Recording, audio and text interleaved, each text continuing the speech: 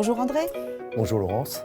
Alors on se retrouve aujourd'hui après 2 ans de représentativité de la CFE-CGC à l'AFPA pour faire un point des actions qui ont été menées, celles qui ont abouti, celles qui vont aboutir, en tout cas c'est ce qu'on souhaite. Donc là, au bout de 2 ans, quel point est-ce qu'on peut faire ?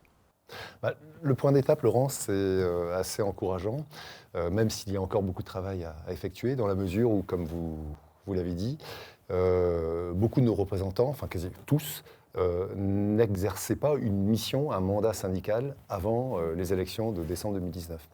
Donc la première année a été une année assez perturbée par la crise sanitaire, pour tout le monde, y compris pour eux. Tous les collègues venaient de différents métiers, formateurs, ASE, managers, et du jour au lendemain se retrouvaient dans des instances ou avec des mandats de délégués régionaux. La première année a été une année de découverte, et néanmoins, on a pu travailler sur beaucoup de sujets phares, et notamment des négociations qui ont abouti en 2020 à la première prime obtenue de 400 €, donc pour l'ensemble des salariés de l'AFPA, et aussi l'ébauche d'un accord sur le télétravail. La deuxième année, 2021, a été plus une année de mise en œuvre de notre programme de campagne sur le télétravail, sur la négociation avec la direction générale, au sujet d'augmentation générale. Et là, nous avons décidé qu'il fallait investir le périmètre politique, car l'avenir de l'AFPA ne se situait pas qu'en interne, entre nous, sur des questions techniques et syndicales. Alors justement, la CFE-CGC a mené une opération d'envergure auprès des députés de tous bords, sur tout le territoire national. Racontez-nous ce qui s'est passé. Alors, ce qui s'est passé est formidable.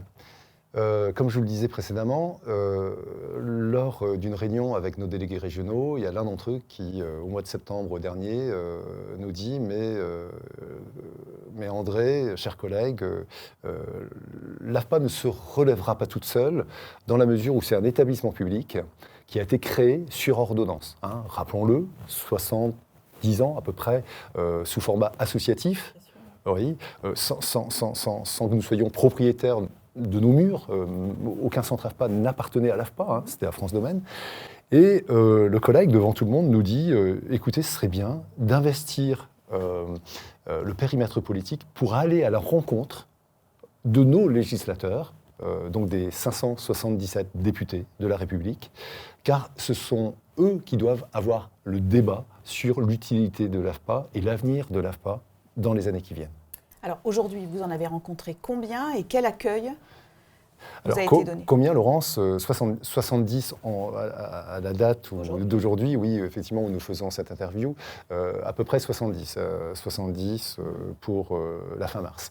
L'accueil a été exceptionnel dans le sens où, quel que soit le parti politique, majorité présidentielle ou opposition, tous se sont dit, mais ce sujet nous intéresse.